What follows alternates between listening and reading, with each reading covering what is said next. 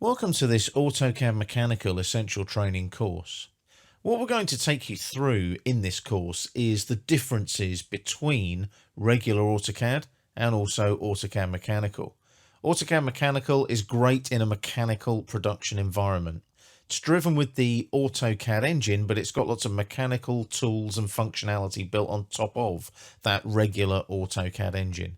You'll notice the mechanical browser on the left-hand side of the screen.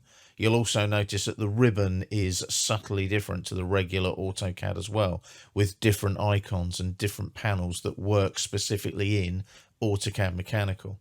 The whole idea of this course is that we're going to take you through AutoCAD Mechanical and get you out the other side as a AutoCAD Mechanical user. Now, the whole idea of that is that you can take that knowledge into the workplace and become a more seasoned AutoCAD Mechanical user, utilizing that knowledge you've gained, perhaps going up a level at work, perhaps being more productive at work, and so on.